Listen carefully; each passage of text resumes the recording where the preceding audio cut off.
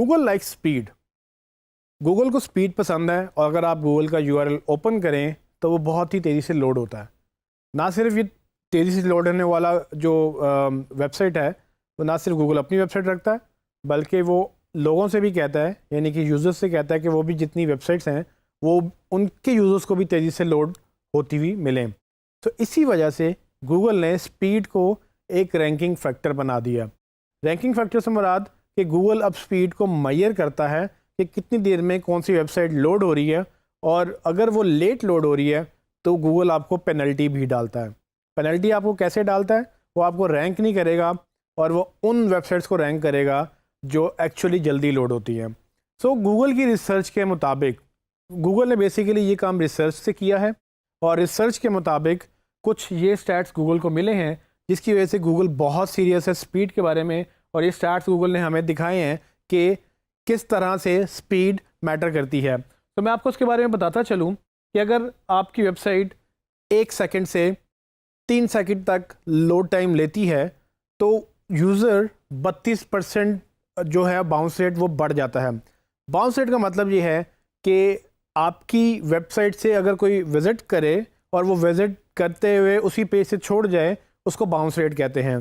तो आपकी वेबसाइट पे कोई भी कहीं से भी आए और आपके लैंडिंग पेज पे लैंड करे, लैंडिंग पेज से मुराद जिस पेज पे वो लैंड कर रहा है वो कोई भी पेज हो सकता है, होम पेज भी हो सकता है, वो इनर पेज भी हो सकता है। उस पर आते ही वो उसको एग्जिट कर जाए, उधर से ही बंद कर दे। गूगल इसको बाउंस रेट के तौर पे जानता है, और बाउंस रेट ज़्यादा होने का मतलब ये है कि आपके लिए नुकसान है। नुकसान इस तरह से गूगल ये समझता है कि मतलब कि हज़ारों लोग अगर उसके सर्च इंजन से क्लिक करके आपकी वेबसाइट पे आते हैं और जैसे ही आपकी वेबसाइट पे आकर वो फ़ौरन छोड़ जाते हैं, उससे क्या होता है कि वो आपकी जो बाउंस रेट को कैलकुलेट करता है और वो देखता है कि शायद गलत लोग वेबसाइट पे आ रहे थे इसलिए उनको कुछ मिला नहीं और वो छोड़ के चले गए, या शायद लोग अगर सही थे तो पेज पे कंटेंट गलत था तो इसलिए वो छोड़ के चले गए। ये बाउंस रेट बहुत ही डेंजरस हो सकता है। अगर आपने रिटेंशन बढ़ानी है तो आपको बाउंस रेट कम करना होता है। स्पीड एक बहुत इंपॉर्टेंट पार्ट है। गूगल की रिसर्च के मुताबिक अगर आपका लोडिंग स्पीड जो है पेज की वो अगर 1 सेकंड से 3 सेकंड पे चली जाती है तो आप तकरीबन 32% बाउंस रेट इंक्रीज़ करते हैं। इसी तरह से अगर आपका लोडिंग स्पीड जो है वो 1 सेकंड से 5 सेकंड पे चली जाती है तो 90% बाउंस रेट इंक्रीज़ हो जाता है। इसी तरह से अगर आप 6 सेकंड पे जाते हैं तो 106% इंक्रीज़ होता है, और इसी तरह से अगर आप 10% अगर आपका लोडिंग टाइम बढ़ जाए उस पेज का तो वो 123% आपका बाउंस रेट बढ़ जाता है। सो ट्रेनिस, जैसे कि आपने देखा कि गूगल खुद रिसर्च के साथ ये साबित करता है कि जैसे जैसे पेज का लोड टाइम बढ़ता है वैसे वैसे आपका बाउंस रेट बढ़ता है। बाउंस रेट का मतलब ये है कि आपकी वेबसाइट पे लोग आने वाले आपको छोड़ के जा रहे हैं। सबसे ज़्यादा इम्पोर्टेंट जो स्पीड में फैक्टर है वो इमेजेस की वजह से होता है, क्योंकि आपका टेक्स्ट तो बहुत जल्दी लोड हो जाता है, उसके अलावा इमेजेस होते हैं जो सबसे ज़्यादा स्पेस लेते हैं। इमेजेस के बाद आपके स्क्रिप्ट्स हैं और आपकी दूसरी कोडिंग भी इन्वॉल्व होती है, लेकिन उसकी बात हम बाद में करेंगे। अभी हम इस टॉपिक में इमेजेस की बात कर रहे हैं और इमेजेस बहुत ज़्यादा स्पेस ले सकते हैं। सो होता क्या है, जब आप पिक्चर खींचते हैं अपने मोबाइल फ़ोन से या DSLR कैमरा से, लोग उसको वैसे ही अपलोड कर देते हैं। वैसे ही अपलोड करने का नुकसान क्या होता है? आप जब 10 मेगापिक्सल, 5 मेगापिक्सल, 12 मेगापिक्सल या ये मेगापिक्सल के कैमरा यूज़ करते हैं और वो तस्वीरें खींचते हैं, तो होता क्या है कि आपके उस कैमरे की तस्वीरें बहुत बड़ी होती हैं। वो बहुत बड़ी होने से मुराद कि वो प्रिंट रेडी होती हैं, कि आप उनको प्रिंट करा सकते हैं और वो अच्छी क्वालिटी में प्रिंट हो सकती हैं। प्रॉब्लम ये है कि हमें प्रिंट रेडी वेबसाइट जो इमेजेस हैं वो हमें वेबसाइट के ऊपर नहीं चाहिए होते हैं। हमारी स्क्रीन की रेजोल्यूशन लिमिटेड है और इन स्क्रीन की रेजोल्यूशंस तकरीबन कुछ आपके सामने, जैसे कि आप देख सकते हैं कि HD रेजोल्यूशन भी 1920x1080p होती है। अगर आप HD के नाम से वाकिफ़ हैं तो आप TV HD लेते हैं, आप स्क्रीन HD लेते हैं, या आपके लैपटॉप की स्क्रीन HD होती है। उसका मतलब ये है कि मैक्सिमम रेजोल्यूशन उसकी 1920x1080p है। ये पिक्सल जो रेजोल्यूशन है बेसिकली इमेज इससे बड़ा होगा तो भी इतना ही नज़र आएगा। बड़ा होने से नुकसान क्या होगा कि वो आप बड़ा अपलोड कर तो देंगे, वो आप 4000 10,000 भी अपलोड कर सकते हैं, लेकिन जब वो स्क्रीन पे लोड होगा तो वो इसी रेजोल्यूशन में नज़र आएगा। तो हम इस रेजोल्यूशन से बड़ा इमेज क्यों अपलोड करें जब हमारे यूज़र ने देखना ही छोटा इमेज है? क्योंकि अगर वो बड़ा इमेज लोड होगा टाइम वो उतना ही लेगा जितनी वो फाइल का साइज़ था। वो कभी 10 MB होता है, कभी 20 MB भी चला जाता है, डिपेंडिंग उनके इमेज कितना बड़ा है। गूगल की रिकमेंडेशन के मुताबिक आपके इमेज का साइज़ 100 KB से कम होना चाहिए। अगर आपका इमेज 100 KB से बड़ा है, 100 KB मतलब 100 किलोबाइट से बड़ा है, तो आपको उसको ऑप्टिमाइज़ करना है। और ऑप्टिमाइज़ करने के लिए दो तरीके हैं, दो चीज़ें हमने देखनी होती हैं कि ऑप्टिमाइजेशन किस किस तरह से हो सकती है। पहली चीज़ इमेज की डायमेंशंस और दूसरी चीज़ इमेज की क्वालिटी जिसको आप कंप्रेस कर सकते हैं। सो ये दो चीज़ें टेक्निकली यूज़ होती हैं ऑप्टिमाइज़ करने के लिए, और मैं आपको बताता हूँ कि ये कैसे होती हैं। फॉर एग्ज़ाम्पल मैं इस इमेज की बात करता हूँ। ये मैंने एक तस्वीर खींची अपने मोबाइल से या अपने कैमरा से, और तकरीबन इसका साइज़ जो था जब मैंने वो देखा तो ये तकरीबन 14 MB का साइज़ था। अब इस 14 MB की फ़ाइल को मैं जब प्रिंट करवाने लेके जाऊँगा तो ये बहुत बड़ी फ़ाइल जो है इसका साइज़ वो होगा और ये प्रिंट में बड़ी अच्छी आएगी। लेकिन मैंने इसको वेबसाइट पे अपलोड करना है और इसकी रेजोल्यूशन जो आप देख सकते हैं वो तकरीबन 4000 और 4000 × 3000 यानी कि 4000 और 3000 डायमेंशंस हैं इसकी विड्थ और हाइट में। मुझे इतनी बड़ी डायमेंशंस नहीं चाहिए।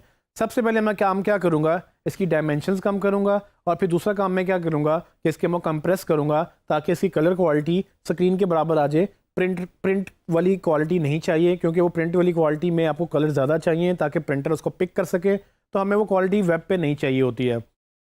सो मैं एक टूल यूज़ करूँगा जिसका नाम फ़ोटोशॉप है। आपने इसका नाम सुना होगा, लेकिन घबराइए नहीं अगर आप इसको नहीं आता। ये टूल अगर आपको आता है तो अच्छी बात है, नहीं आता है तो आपके पास डिज़ाइनर अगर है तो वो तो ये यूज़ करेगा ही। लेकिन मैं इसी टॉपिक में आपको बाद में ये भी बताऊंगा कि आप इसको फ्रीली ऑनलाइन टूल से कैसे कर सकते हैं। तो प्रोसेस ज़रा समझ लें कि पहले मैं इमेज लूँगा, उसका मैंने साइज़ देख लिया कि 14 MB साइज़ है उसका, और उसका जो रेजोल्यूशन है वो 4000 से मतलब डायमेंशन 4000 × 3000 है। मैं फ़ोटोशॉप में जाऊँगा, उस इमेज को ओपन करूँगा, उसकी रेजोल्यूशन में रीसाइज़ कर दूँगा, जैसे कि 1600 × 800 KB, मतलब 1600 × 800 पिक्सल्स, जो कि मेरी रिक्वायर्ड साइज़ है। और मैं चाहूँगा कि जब मैं वेबसाइट पे डालूँ तो इससे बड़ा इमेज नहीं होना चाहिए, क्योंकि इससे बड़ा मुझे इमेज चाहिए नहीं। जब आप इसको रीसाइज़ करेंगे, इसकी डायमेंशंस कम करेंगे, तो क्या होगा कि आपका इमेज ऑटोमेटिकली छोटा हो जाएगा। वो एक्स्ट्रा स्पेस जो है वो ले रहा था वो कम हो जाएगी, उसकी वजह से उसका साइज़ भी छोटा हो जाएगा। एक तरीके से साइज़ तो कम हुआ, लेकिन बाद में मुझे जो फ़ोटोशॉप ये ऑप्शन देता है कि वो पूछता है सेव करते हुए कि आपने ये सेव किसके लिए करना है। अगर आपने ये सेव वेब के लिए करना है तो उसको कंप्रेस करता है और वो वेब रेडी इमेजेस देता है, जिसका मतलब ये है कि मैं उसको वेबसाइट पे अपलोड कर सकता हूँ। और उसमें सारी एक्स्ट्रा चीज़ें उसने कंप्रेस कर दी हैं ताकि वो उतना ही इमेज चाहिए, जितना इमेज हमें चाहिए उतना ही उसको वो एक्सपोर्ट करे, और उसको जब हम अपलोड करें तो वो कम से कम साइज़ हो उसका। लेकिन अगर वो आप वेब रेडी नहीं करेंगे तो आप किसी और फॉर्मेट में या आप प्रिंट रेडी इमेजेस एक्सपोर्ट करेंगे फ़ोटोशॉप से, तो हमारा वही मसला दोबारा से आएगा कि वो साइज़ बड़ा होगा। सो मैं इसको वेब रेडी करके इसको एक्सपोर्ट करूँगा, तो कुछ इस तरह से मेरे पास एक डिफरेंट डायमेंशंस, एक डिफरेंट जो है ना साइज़ के साथ इमेज आ जाएगा। अब ये कदरे छोटा होगा उस इमेज से जो पहले हमने यूज़ किया था। इसके लिए आप कुछ टूल यूज़ कर सकते हैं जो मैं आखिर में जाके आपको बताऊंगा। लेकिन इससे पहले मैं आपको ये बताऊंगा कि इमेज का साइज़ और डायमेंशन कम करने के अलावा इमेज का रिस्पॉन्सिव होना भी ज़रूरी है। रिस्पॉन्सिवनेस से क्या मुराद है?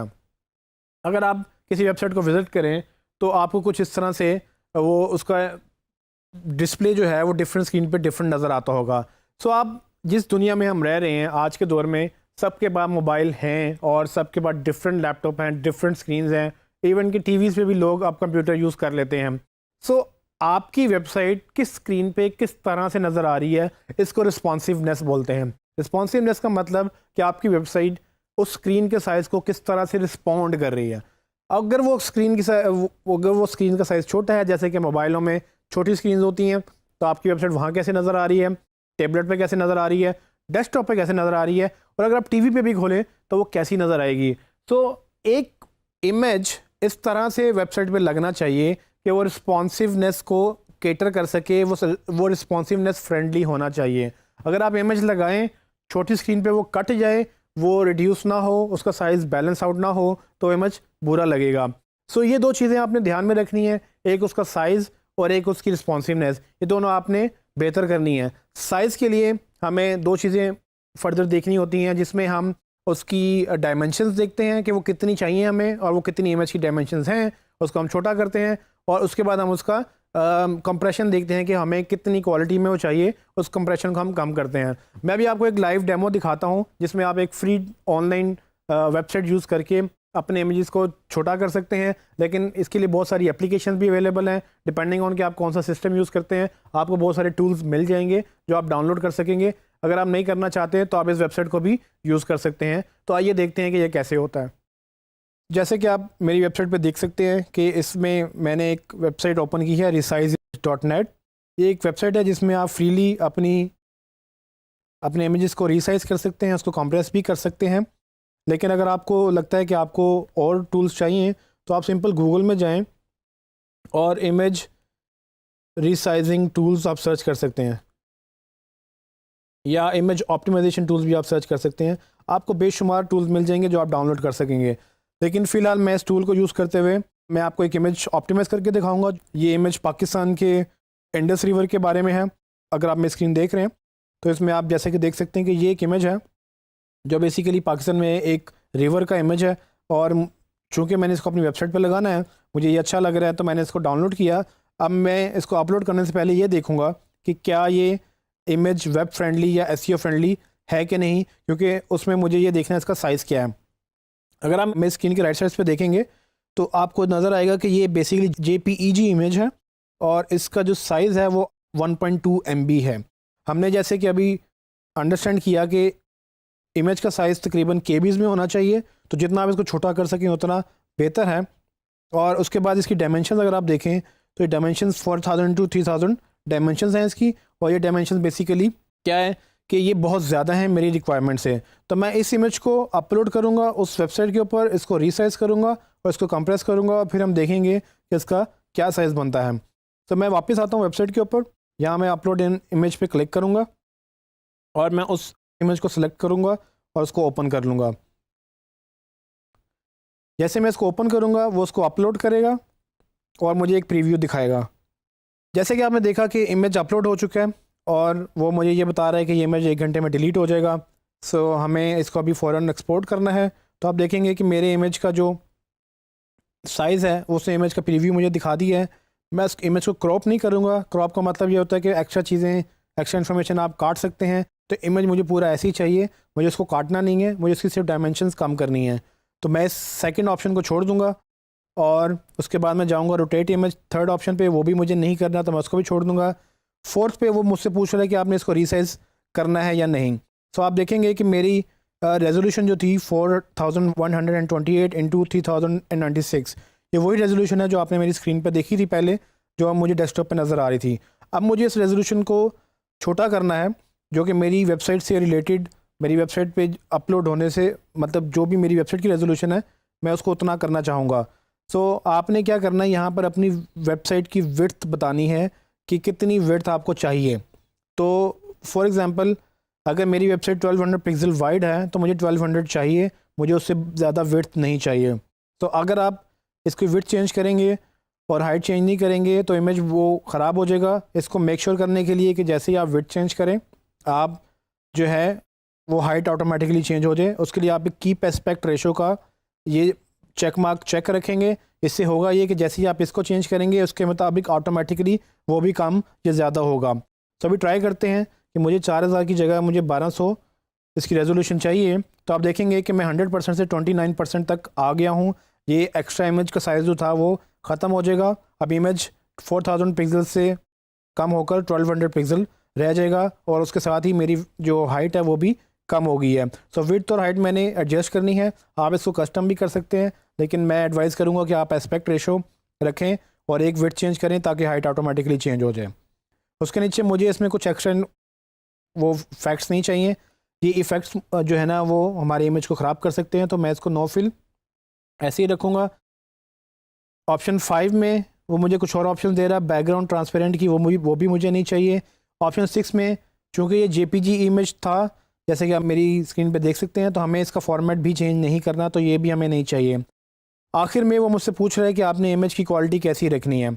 हमने इसको बेस्ट इमेज बनाना है, वो हाई रेजोल्यूशन कर देगा उसको। नॉर्मल करना है या प्रोग्रेसिव करना है। मैं आपको यहाँ रिकमेंड कर सकता हूँ कि आप इसको प्रोग्रेसिव रखें, ये सबसे बेहतरीन फॉर्मेट है वेब के लिए। इससे इमेज आपका प्रोग्रेसिवली लोड होता है, जिसका मतलब ये है कि इमेज अगर आधा भी लोड हुआ है तो वो आधा भी दिखा सकेगा। तो ये बेहतर टेक्नोलॉजी है, ना कि आप पूरे इमेज का वेट करें, आप बल्कि थोड़ा थोड़ा इमेज जैसे लोड होता है आप वैसे प्रोग्रेसिवली इसको इमेज को देख सकते हैं। जब आप ये सब कुछ कर चुके होंगे, मैं आपको एक दफ़ा रिवाइज़ करवा देता हूँ। मैंने सिर्फ इमेज अपलोड किया और मैंने उसकी रेजोल्यूशन चेंज की, जिसको रीसाइजिंग भी कह सकते हैं आप। और उसके बाद मैंने जो है डायमेंशन चेंज करने के बाद मैंने उसकी कंप्रेशन भी उसको प्रोग्रेसिव कंप्रेशन कर दी। और यहाँ इमेज क्वालिटी मैं तकरीबन 80% रखूँगा, मुझे इससे ज़्यादा क्वालिटी नहीं चाहिए। सो यहाँ पर 80% मतलब मुझे क्वालिटी चाहिए। और जब मैं इसको रीसाइज़ करूँगा तो यानी मुझे नीचे वो रीसाइज़ करके उसकी ऑप्शन बता देगा। वो ये मुझे बता रहा है कि पहला इमेज जो था वो तकरीबन 1.1 MB साइज़ था उसका, जबकि नया इमेज जो रीसाइज़ होके वो 113 KB रह गया है। सो आप देखेंगे कि किस कदर ये जो है इसका साइज़ कम हो गया है। अगर इसको मैं देखना चाहूँ तो मैं क्लिक करके इसको लोड करूँगा तो आप देखेंगे कि ये मेरी स्क्रीन पे अभी भी ऑलमोस्ट पूरा ही नज़र आ रहा है। इससे बड़ा मुझे इमेज चाहिए नहीं, तो मैं क्यों उसको इससे बड़ा अपलोड करूँ जो कि मेरी ज़्यादा स्पेस लेगा। आप इसको डाउनलोड कर सकते हैं। जैसे आप इसको डाउनलोड करेंगे तो आप देखेंगे कि ये वहीं पर ही डाउनलोड हो चुका है जहाँ पर मेरा पहले इमेज पड़ा हुआ था। वो पहले इमेज का साइज़ जैसे कि आपको नज़र आ रहा है 1.2 MB है, जबकि दूसरे इमेज का साइज़ 116 KB है। इसको मैं अगर मज़ीद 80% से कम करके ये 75% क्वालिटी इसकी कर दूँ, जो मुझे लगता है कि वो भी काबिल कबूल हो सकती है, क्योंकि मैंने जब इमेज देखा तो उसमें क्वालिटी ठीक लग रही है। मैं कोशिश ये करूँगा इसको मैं दोबारा रीसाइज़ करूँ छोटे साइज़ के साथ, तो देखते हैं कि इसकी कम क्वालिटी में क्या रिज़ल्ट आता है। तो आप देखेंगे जैसे मैंने इसकी इमेज क्वालिटी कम की 75% पे, वो जो इमेज है उसका साइज़ 94.5 KB हो गया, जो कि 100 KB से भी कम है। मैं इसको दोबारा ओपन करता हूँ, देखता हूँ कि ये मुझे ठीक लग रहा है या नहीं। जैसे कि आप मेरी स्क्रीन पे देख सकते हैं कि इमेज मुझे भी अभी भी ठीक लग रहा है। सो अगर आपको भी ये ठीक लग रहा है तो आप ऐसे इमेज यूज़ कर सकते हैं, लेकिन अगर आपको लगे कि इमेज ख़राब हो गया है तो आप बड़ा साइज़ यूज़ कर लें। सो मैं कोशिश ये करूँगा कि मैं 75% वाले को यूज़ करूँगा और उसको डाउनलोड करने के लिए मैं डाउनलोड पे क्लिक करूँगा और ये मेरे डेस्कटॉप पे जब डाउनलोड हो जाएगा तो आप आराम से देख सकते हैं कि बेसिकली मैंने 1.1 MB का इमेज 94 KB में रीसाइज़ किया, कॉम्प्रेस किया, जबकि उसकी क्वालिटी भी ख़राब नहीं हुई। जब इसकी क्वालिटी सेम है तो ये वेब यूज़र्स को भी यही नज़र आएगा और इसी से मेरी वेबसाइट की स्पीड जो है वो काफ़ी % ज़्यादा हो जाएगी। और आप ये अंदाज़ा भी नहीं लगा सकते कि गूगल आपको इस स्पीड ऑप्टिमाइजेशन की वजह से कितनी रैंकिंग दे सकता है। ट्रेनिंग्स, जैसे कि आपने देखा कि इमेजेस बहुत हैवी हो सकते हैं। अगर आप बड़े इमेजेस अपलोड करेंगे तो आपकी वेबसाइट को वो स्लो कर देंगे। आपने इमेज को ऑप्टिमाइज़ करना है, उनको रीसाइज़ करना है, डायमेंशंस कम करनी है और उसको कंप्रेस करके फिर अपलोड करना है। ये बहुत इंपॉर्टेंट फैक्टर है, क्योंकि अगर आपका पेज लोड ना हुआ तो यूज़र छोड़ के चले जाएंगे, जैसे कि गूगल की रिसर्च ने साबित किया। और ना सिर्फ यूज़र छोड़ के जाएंगे बल्कि गूगल आपको SEO में रैंकिंग भी नहीं देगा। और हम SEO का कोर्स सिर्फ इसीलिए पढ़ रहे हैं कि हमने एक्चुअली रैंकिंग लेनी है।